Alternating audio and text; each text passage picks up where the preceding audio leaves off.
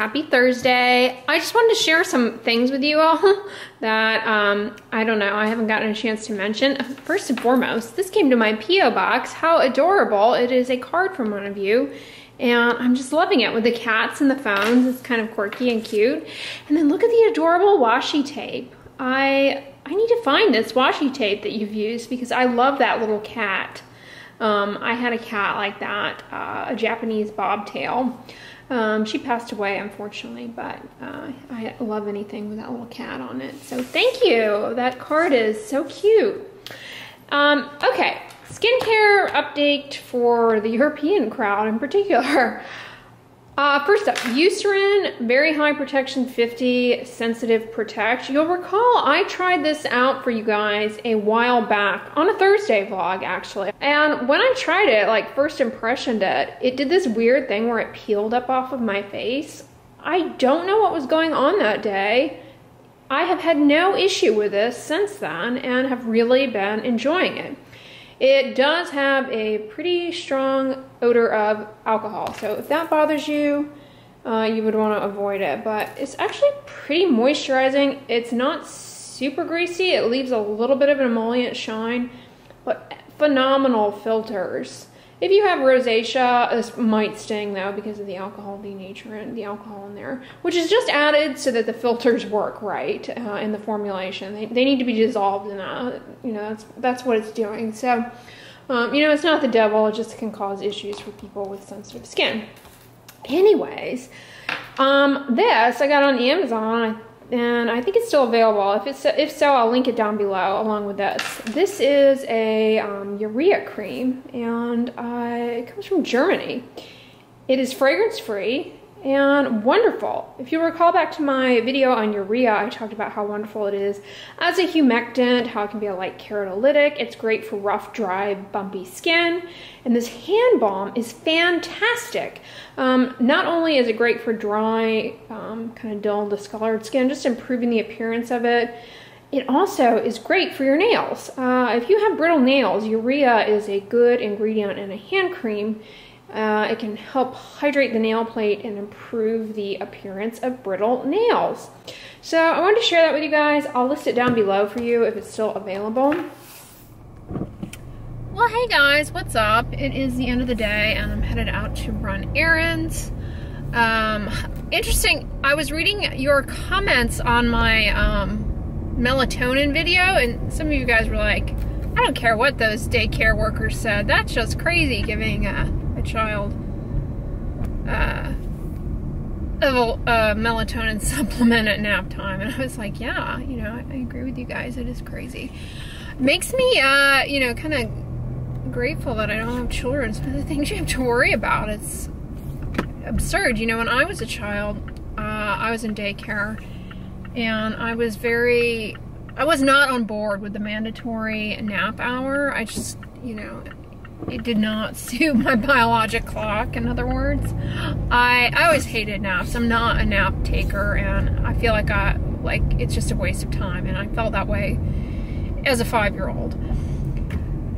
So I can imagine, you know, kind of, I wasn't disruptive, but I was chatty, and I probably pushed some buttons on my daycare workers' stress level, and they may have wanted to slip me something stronger than melatonin, probably. Can't hurt to shut up.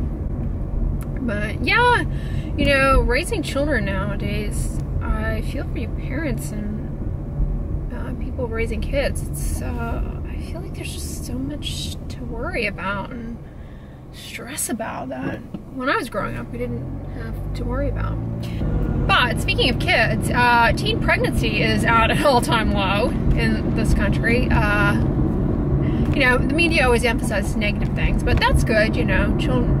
Teenagers are not having babies when they're not maybe quite ready to.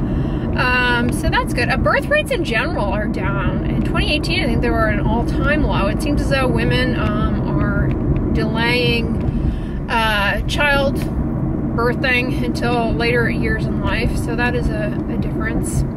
But it's good that, you know, the teen pregnancy rate is down.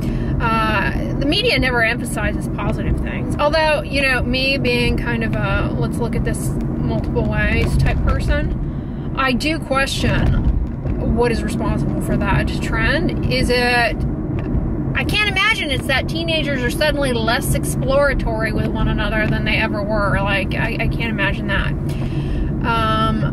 I wonder if it's just overall fertility is going down so much so that it's even teen pregnancy is going down because teenagers don't have as great fertility, which is really kind of scary. That's just a theory that I have, like, because I mean, how can you explain that? You know, somebody might say, well, we have better sex education. Yeah, I doubt that. You know, I mean, sex education is extremely important. Don't get me wrong. Not dismissing that whatsoever. But I don't really think that it's changed that drastically to suddenly, you know, make teenagers be less, you know, more responsible. I don't know. Maybe it has. Has it changed? I'm really not that up on sex ed curriculum, to be frank. I do know it has changed quite a bit. Like when I was going through sex ed, you know, it was like one of those old school videos that they had you watch. They separated the boys from the girls. I don't know, like, do they still separate boys and girls? We had to actually go to a special camp for sex ed. I know it sounds bizarre, but it was like a retreat that we had to go on, and it was like an overnight thing. And I mean, they threw all of these things at us in this span of a 24-hour period of time. So it was like this camp that we had to go to. It was a field trip, and we stayed overnight, and there was cabins for girls and cabins for boys. And I was so stressed out about this. I actually made myself sick just through sheer anxiety, I mean, of this event. So they separated us into boys and girls for our respective sexual education talk. And it wasn't just sex ed, like, this is what sex is. It was like, this is what puberty is. I mean, they crammed it all into one intense session. Like, I was just, I left the room, my head was spinning, and I practically made myself sick. And so, yeah. Anyways, at the conclusion of the sex ed ceremony, they then brought us back together for our first boy-girl dance. I don't know what that was like. Yeah. I imagine things are different now. That was probably not the most sophisticated sex education curriculum. I hope that it's gone through some different renditions, but maybe it hasn't. I don't know. Interesting. Those of you with teenagers, maybe you can affirm or refute, but yeah. I don't, you know, I had a happy childhood and a happy adolescence. I don't really have any complaints, but I sure as heck would not want to go back to that week, that 24-hour time period. Whew, it gave me anxiety. Just the idea of being trapped with being trapped with your teachers and your classmates, having to talk about stuff like that, you know, when you're that age, it's like awkward. Made myself sick. Yeah, I got sick at sex ed camp. I'm over here in the books at Costco. Side note, last night I started Purity by Franzen, and it's really good. I stayed up an hour later than I probably should have getting started reading it. I've never read anything by this author before. I know she has some popular books, but if you're looking for a light beach read, this is my favorite, one of my favorite authors, Dorothea Benton Frank. She writes just beach reads, you know, light reading, but entertaining.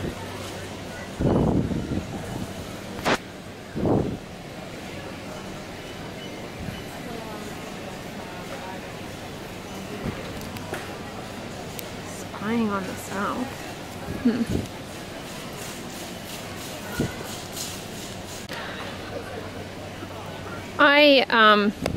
I really did not enjoy this book that much, I have to tell you guys. It was alright, but I don't know. I found it a little slow and didn't enjoy it as much as I thought I was going to. When life gives you Lululemons, that's cute. All right, from Costco this week, I got the 3-berry blend of blueberries, raspberries, and blackberries. And I got another bag of the Normandy style vegetable blend. Very convenient, and I go through that in about 2 or 3 weeks. And I got another bag of 4 1-pound bags of rice cauliflower. Okay, I almost had a heart attack because I accidentally left my spinach in the trunk in the cooler, and I didn't realize I had not brought it in. I was like, did I leave my spinach in the Costco parking lot? Oh no, but it was just hiding in my car. I also got some halos. They last forever, and they are very easy to peel. One of my favorite little citrus treats from Costco. At Costco this week, I also elected to get asparagus. Have not had asparagus in quite some time, and so I went with that. The side note, the celery that I got last week, there were some foul pieces on the interior, and I got into it, and I probably made it through 2/3 of the bag, and then the last third of the bag was just not good. So I didn't buy it this week, but yeah, I went with asparagus instead. I also got zucchini from Kroger, and then I got some carrots. I haven't purchased carrots in a while. I got them from the bulk section, just purchased them loose. I also got more Chayote Squash. I have videos, by the way, because I always get questions about how I prepare these. I have videos in a playlist that you can just find. If you go to the playlist tab on my channel, you'll find one that says lifestyle and recipe, and I have a ton of recipes in there. But yeah, huge fan of the Chayote Squash. And this was on sale, so I'll probably polish this off tonight as my dinner salad. This classic garden mix of iceberg, carrot, and cabbage. I don't know, it looked appetizing. I also got 2 white onions, numerous bags of radishes. I put these in the air fryer. And I also got a thing of ginger. And then 2 heads of Savoy. Some more kumquats. I'm really liking those. And then on Ibotta, I believe, Almond Breeze it was. Almond Breeze was on Ibotta. If you're not familiar with Ibotta, it is the grocery rebate app that I use, and I get cash back on stuff like this Almond Breeze chocolate almond milk. I got the unsweetened one. It doesn't have any added sugar, 0 grams of sugar. So I got that, and I also got the Silk unsweetened vanilla almond milk, also with no sugar. I typically get brown lentils, but red lentils cook a fraction of a second faster in the COSCTO. I mean, they cook much faster than brown lentils, but yeah, I went ahead and got these this week. I don't know, just to change it up a little bit. They have slightly less iron, I believe, and slightly less protein than brown, but they were pretty.